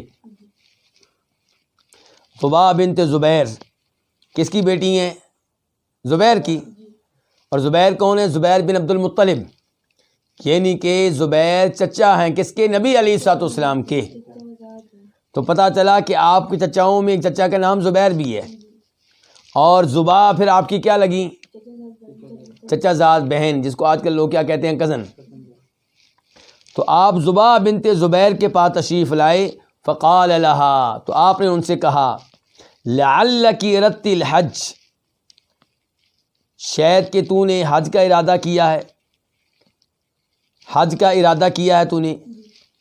قالت، وہ کہنے لگیں واللہ لا اجدنی الا ودیعا، اللہ کی قسم میں اپنے آپ کو نہیں پاتی مگر مریض. اللہ کی قسم میں تو مریض ہوں، ان کے حج کرنے کو دل چاہتا ہے لیکن میں کیا ہوں؟ مریض ہوں، میں حج پورا نہیں کر سکوں گی. فقال لها، تو آپ نے ان سے کہا حجی، حج کرو، واشترطی، اور شرط لگا لو. قولی، یہ کہنا کہ اللہم محلی حیث حبستنی، اے اللہ میرے حلال ہونے کی جگہ وہ ہوگی جہاں تو نے مجھے روک لیا. یہ شرط کے الفاظ بھی آپ نے بتا دیے. مقصد یہ ہے کہ جب زبا تم بیمار ہو تو یہ الفاظ کہہ لینا، فائدہ یہ ہوگا کہ جہاں پہ تم محسوس کرو کہ اب میں حج آگے نہیں کر سکوں گی، میری بس ہو گئی ہے، میں بے بس ہو گئی ہوں، تو وہاں پہ احرام سے باہر نکل آنا، کوئی گناہ نہیں ہوگا، کوئی جرمانہ نہیں ہوگا، کوئی دم نہیں پڑے گا. کیوں؟ کیونکہ نیت کرتے ہوئے، تلبیہ کہتے ہوئے پہلی بار ساتھ ہی کیا کر لیا تھا؟ شرط لگا لی تھی. مشروط احرام. کون سا احرام تھا یہ؟ تو آج بھی اگر کوئی بیمار ہو اور وہ سمجھتا ہے کہ شاید میں عمرہ مکمل نہ کر سکوں یا حج مکمل نہ کر سکوں، تو میقات سے عمرے حج کی نیت کرتے ہوئے شرط لگا لے، اور پھر کوئی رکاوٹ کھڑی ہو گئی، بیمار ہو گیا، تو احرام کھول دے، اس کے اوپر کوئی جرمانہ نہیں ہوگا، کیونکہ اس نے شرط لگائی ہے. اس لیے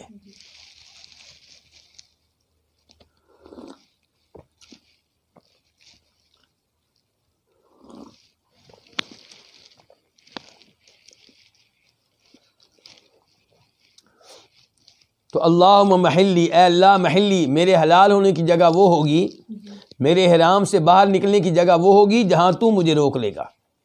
یعنی کہ بیماری کس کی طرف سے ہوتی ہے؟ اللہ کی طرف سے. جب بیماری بڑھ جائے گی اس کا مطلب ہے کہ اللہ نے روک لیا ہے. وکانت، اور یہ کون؟ زبا بنت زبیر، تحت المقداد ابن الاسود، یہ مقداد بن اسود کے نیچے تھیں، یعنی کہ ان کی بیوی تھی، ان کے نکاح میں تھی. اچھا جی، پہلے ہم دیکھتے ہیں مقداد کون ہے. مقداد کے بارے میں روایت میں کیا لکھا ہوا ہے؟ مقداد بن اسود، یعنی کہ مقداد جو کہ اسود کے بیٹے ہیں. صحیح بات یہ ہے کہ اسود ان کے باپ کا نام نہیں ہے. اسود وہ آدمی تھا جس نے ان کو پالا تھا، جس نے ان کو منہ بولا بیٹا قرار دیا تھا. اسود سگا باپ نہیں تھا. سگا باپ کون ہے؟ مقداد بن عمر بن ثعلبہ الکندی. عمر بن ثعلبہ کندی ان کے سگے باپ ہیں. ان کے سگے باپ کون ہیں؟ عمر بن ثعلبہ الکندی. اچھا جی، اب زبا بنت زبیر جو نبی علیہ الصلوۃ والسلام کی چچا کی بیٹی ہیں، وہ کیا ہوئیں؟ ہاشمی ہوئیں. قریشی، اور قریش میں سے کیا ہوئیں؟ ہاشمی.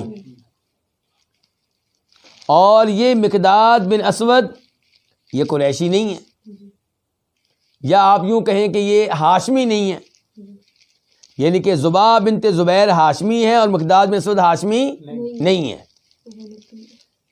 تو مقداد کی شادی کس سے ہوئی ہے؟ ہاشمی لڑکی سے. تو کیا ہاشمی لڑکیوں سے وہ شادی کر سکتے ہیں جو ہاشمی نہ ہوں؟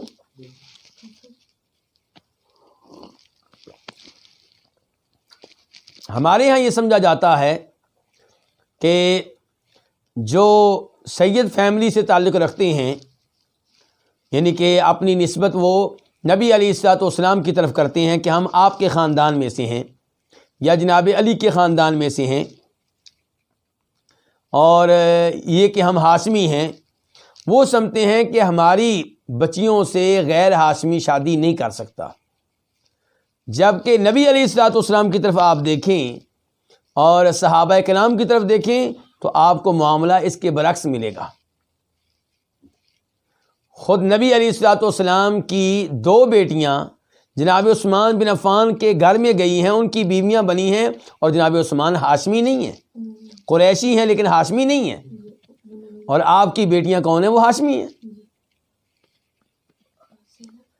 اور یہاں پہ آپ نے دیکھ لیا زباب بنت زبیر کا کہ کیا ہیں؟ ہاشمی ہیں، اور شادی کس سے ہوئی ہے؟ مقداد بن اسود سے، جو ہاشمی نہیں ہے. تو اس لیے یہ کہنا کہ فلاں فیملی کی لڑکی سے اسی فیملی کا کوئی لڑکا شادی کر سکتا ہے، یہ بات درست نہیں ہے. شریعت نے جو معیار دیا ہے وہ کیا کہ نبی علیہ الصلوۃ والسلام ارشاد فرماتے ہیں، ترمذی وغیرہ کی حدیث ہے کہ جب تم لوگوں کے پاس رشتہ لے کر کوئی ایسا نوجوان آئے جس کا دین بھی تم پسند کرتے ہو، جس کا اخلاق بھی تم پسند کرتے ہو، تو اسے رشتہ دے دو، ورنہ زمین میں فتنہ ہوگا اور بڑا فساد ہوگا.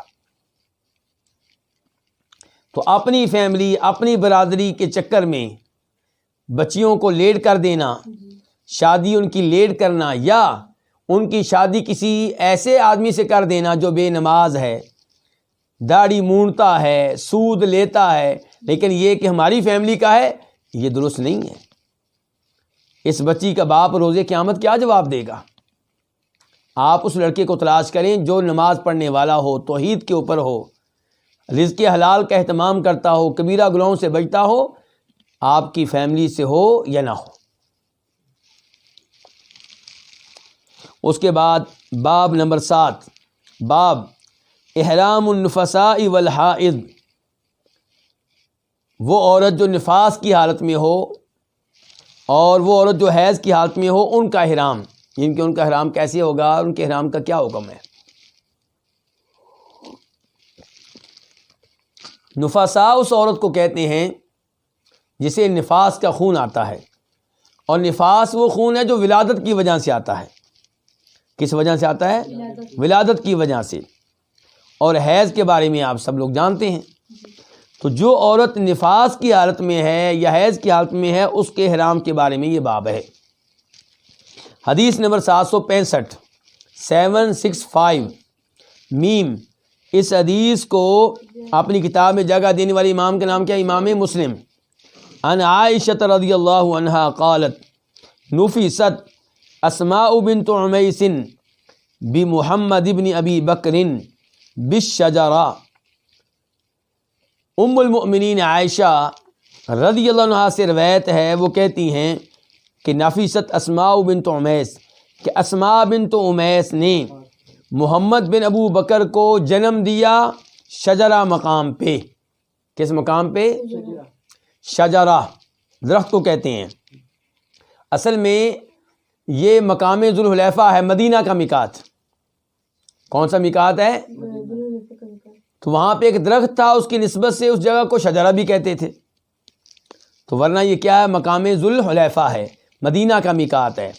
تو یہ نبی علیہ الصلوۃ والسلام اور صحابہ کرام اصل میں نکل رہے ہیں حج کے لیے.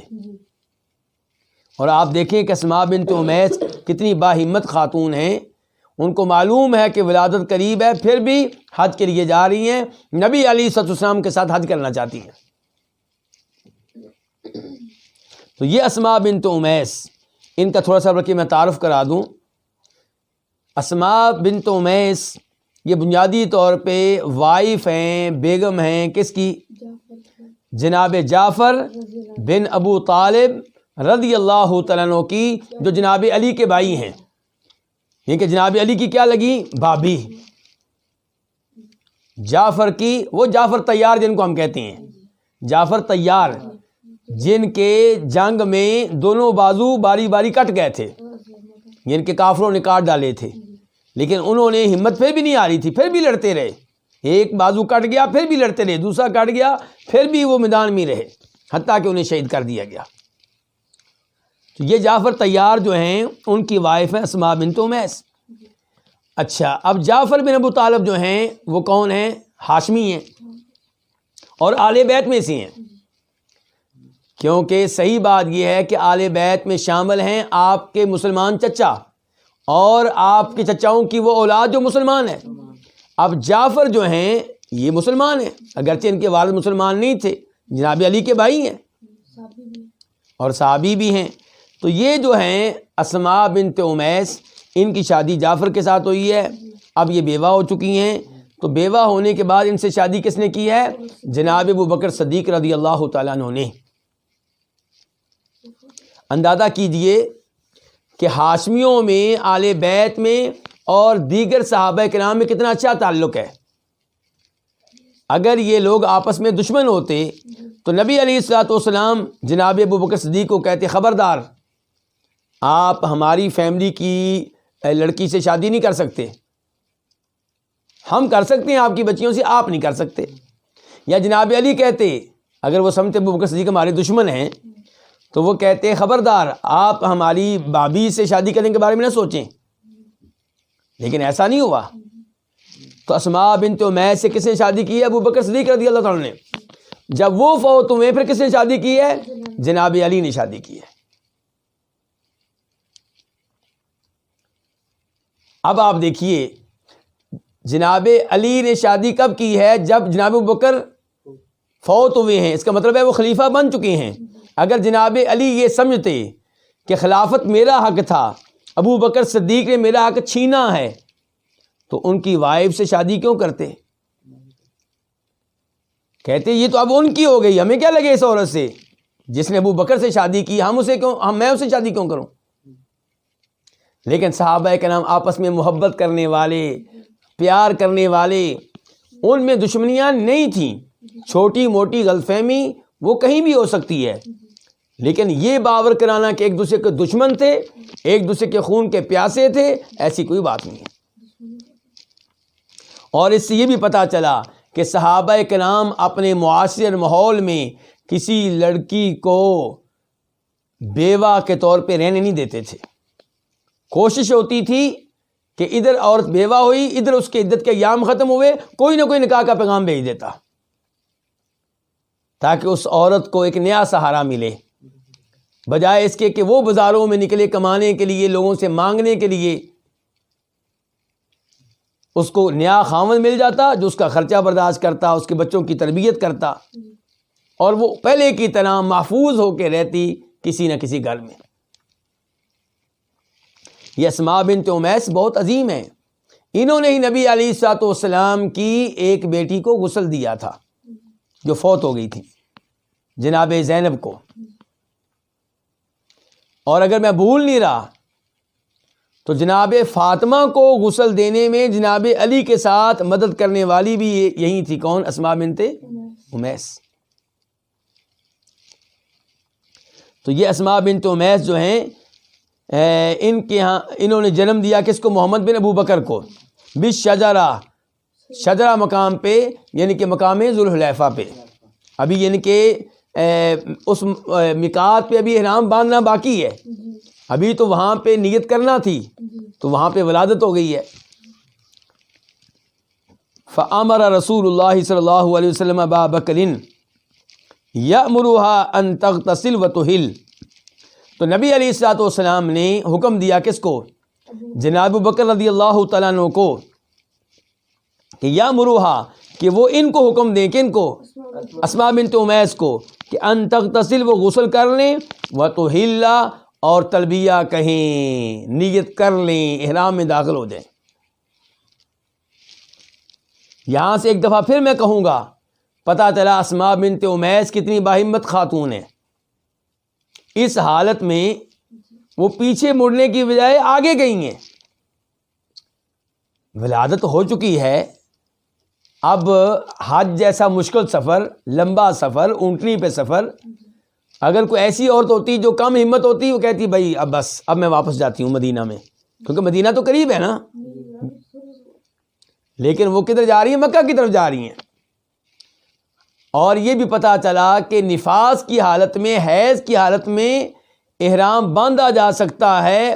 میقات پہ آپ آئے ہیں، اور اگر آپ عمرے کے لیے جا رہی ہیں یا حج کے لیے جا رہی ہیں اور میقات آ گیا ہے، تو اس میقات سے احرام باندھنا لازمی ہے، ضروری ہے. احرام باندھے بغیر آپ نہیں جا سکتی. پاک و ہند کی عورتیں، مجھے افسوس سے کہنا پڑتا ہے کہ انہوں نے احرام باندھا ہوتا ہے، نیت کی ہوتی ہے، حیض کا خون آتا ہے تو وہ احرام کھول دیتی ہیں، لو جی ہم تو اب، جب کہ حج عمرے کی نیت کر لینے کے بعد حج عمرے کے احرام سے باہر نکلنا اتنا آسان نہیں ہے، کیونکہ اللہ تعالیٰ فرماتے ہیں وَأَتِمُّوا الْحَجَّ وَالْعُمْرَةَ لِلَّهِ، حج اور عمرے کو اللہ کے لیے مکمل کرو۔ جب چاہیں آپ حج عمرے سے باہر ہو جائیں، یہ ممکن نہیں ہے۔ تو حیض اور نفاس کی حالت میں احرام باندھنا بالکل ٹھیک ہے، حج عمرے کی نیت کرنا بالکل ٹھیک ہے، بس یہ ہے کہ طواف نہیں ہو سکے گا اس حالت میں۔ عورت میقات سے نیت کر کے جائے، تلبیہ پڑھتی جائے، نماز نہیں پڑھے گی، حالت احرام میں رہے گی، احرام کی پابندیوں میں رہے گی، اور مکہ میں اپنی رہائش میں رہے، اپنے ہوٹل میں رہے، اپنے خیمے میں رہے، جب پاک ہو جائے غسل کرے پھر طواف کر سکے گی۔ اس کا ان کے احرام لمبا ہو جائے گا تو کوئی بات نہیں، خیر کے کام میں جتنے ایام گزر جائیں اتنے دن تلبیہ پڑھتی رہے گی، لبیک اللہم لبیک، اور باقی اذکار کرتی رہے گی۔ نفاس کی دلیل یہ ہے اور حیض کی دلیل یہ ہے کہ جناب عائشہ رضی اللہ تعالیٰ عنہا نے حج کا جب احرام باندھا تھا، حج میں داخل ہوئی تھی، تب وہ حیض کی حالت میں تھی، مینا میں وہ گئی حیض کی حالت میں تھی۔ جب طواف کی باری آئی 10 تاریخ کو، تب وہ پاک ہو چکی تھی۔ تو یہاں پہ اللہ کے رسول علیہ السلام نے ابو بکر کو حکم دیا کہ یأمرھا، وہ ان کو حکم دے کہ ان کو، اسماء بنت امیس کو، کہ ان تغتسل، وہ غسل کریں، نفاس کی حالت میں کیا کریں؟ اس کا مطلب یہ ہے کہ جو عورت حیض کی حالت میں ہے، نفاس کی حالت میں ہے، ولادت کا خون آ رہا ہے، وہ میقات پہ جب نیت کرے گی تو غسل کرے گی، وتحل، اور تلبیہ پڑھے۔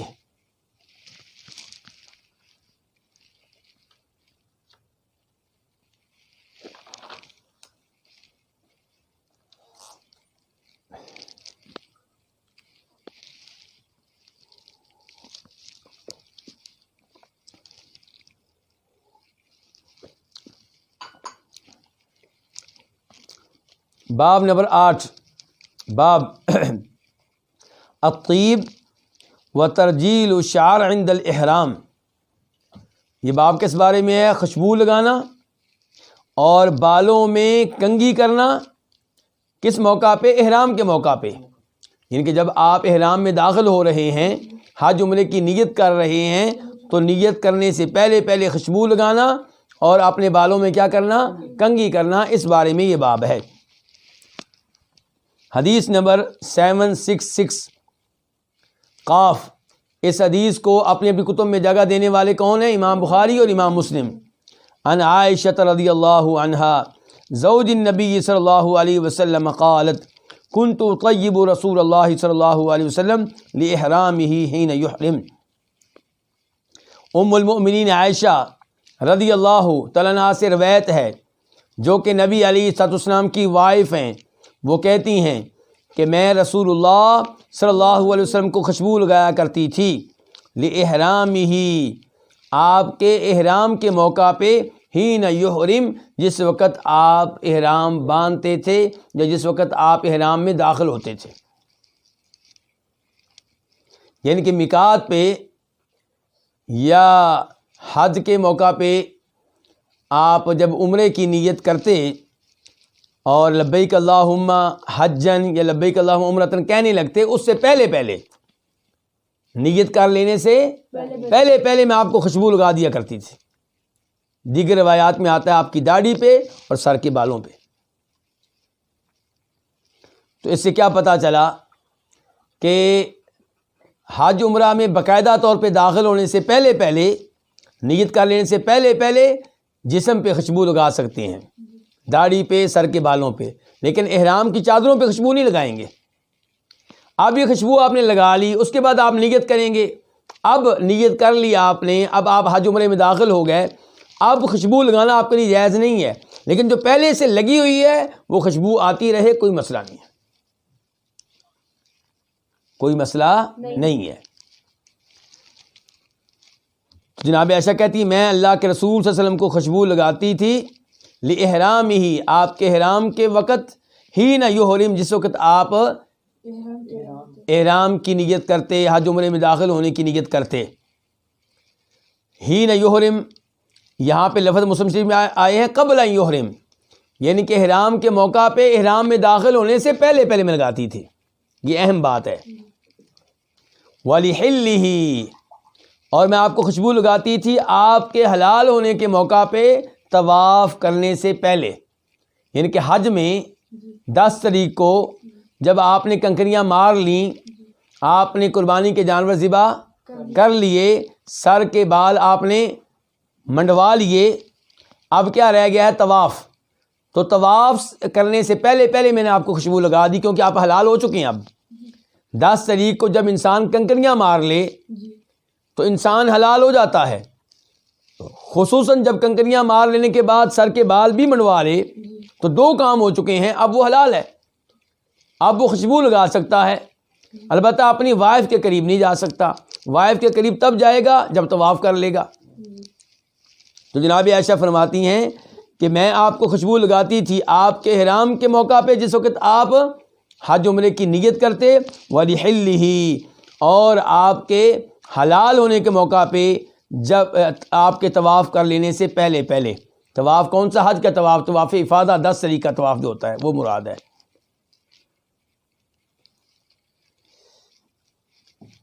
اس کے بعد حدیث نمبر کیا ہے؟ 767 قاف. اس حدیث کو اپنی کتب میں جگہ دی کنہوں نے؟ امام بخاری نے اور امام مسلم نے. عن عائشہ رضی اللہ عنہا قالت کأنی انظر الى وبیس الطیب فی مفرق النبی صلی اللہ علیہ وسلم وهو محرم.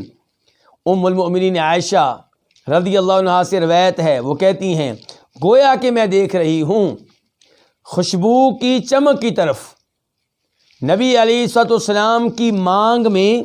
مانگ آپ ان کے بالوں کو ادھر کر لیتے، ادھر کر لیتے، درمیان میں کیا نکل آتی؟ مانگ. تو کہتی ہیں گویا کہ میں نبی علیہ الصلوۃ والسلام کی مانگ میں خوشبو کی چمک کی طرف دیکھ رہی ہوں جبکہ آپ حالت احرام میں ہیں. یعنی کہ حالت احرام میں ہوتے اور خوشبو جو پہلے سے لگائی گئی ہوتی تھی وہ موجود رہتی تھی، اور اس کا منظر میرے ذہن میں اب بھی محفوظ ہے، مجھے اب بھی وہ چمکتی ہوئی نظر آ رہی ہے. تو یہ حدیث بھی پچھلی حدیث کی تائید کر رہی ہے. اس سے بھی پتہ چلا کہ احرام میں داخل ہونے سے پہلے لبیک اللہم عمرۃ، اے اللہ میں عمرے کے لیے حاضر ہوں، یہ لفظ کہنے سے پہلے پہلے. لبیک اللہم حجن، اے اللہ میں حج کے لیے حاضر ہوں، لفظ کہنے سے پہلے پہلے مرد جو ہے وہ خوشبو لگا سکتا ہے اپنے جسم پہ، چادروں پہ نہیں، اپنی داڑھی پہ، اپنے سر کے بالوں پہ، اور وہ خوشبو بعد میں بھی آتی رہے، جسم پہ لگی رہے، کوئی مسئلہ نہیں ہے. لیکن نیت کر لینے کے بعد اب نہیں لگائے گا خوشبو. اور یہ بھی پتہ چلا کہ نبی علیہ السلام خوشبو کو کتنا پسند کرتے تھے. مسلمانوں کو چاہیے کہ وہ بھی اپنے نبی کی طرح ایسے ہی صاف ستھرے رہیں اور خوشبو کا اہتمام کیا کریں. یہاں پہ ایک سوال پیدا ہو سکتا ہے، کئی بھائی بعد میں وہ سوال لکھ کر بھیجتے بھی ہیں کہ باب کیا تھا؟ خوشبو لگانا اور بالوں میں کنگھی کرنا احرام کے موقع پہ. اب ان 2 احادیث میں خوشبو کا تذکرہ تو آیا ہے لیکن کنگھی کا تذکرہ نہیں آیا. تو اس بارے میں ایک حدیث نوٹ کر لیں، بخاری شریف کی ہے 1545 1545. اس میں یہ آتا ہے، عبداللہ ابن عباس کہتے ہیں کہ نبی علیہ السلام مدینہ سے نکلے کنگھی کر لینے کے بعد اور تیل لگا لینے کے بعد اور چادریں پہن لینے کے بعد. اس کا مطلب یہ ہے کہ آپ نے کنگھی کی ہے اس موقع پہ، احرام کے موقع پہ آپ نے کیا کیا ہے؟ کنگھی کی ہے، خوشبو لگائی ہے، تیل لگایا ہے، پھر اور چادریں پہنی ہیں اور اس کے بعد نیت کی ہے. تو احرام کے موقع پہ یعنی کہ نیت کر لینے سے پہلے پہلے خوشبو لگائیں، کنگھی کر لیں تو اس میں کوئی حرج نہیں ہے. حج عمرے کے یہ احکام جاری رہیں گے. ابھی کئی احادیث باقی ہیں. اب وقت اپنے اختتام کی طرف بڑھ رہا ہے، اس لیے آج کا درس یہیں پہ روکتے ہیں. اور میں پھر اعلان کر دوں انشاءاللہ آئندہ درس سعودی عرب کے وقت کے مطابق کب شروع ہوگا؟ 7:15 پہ.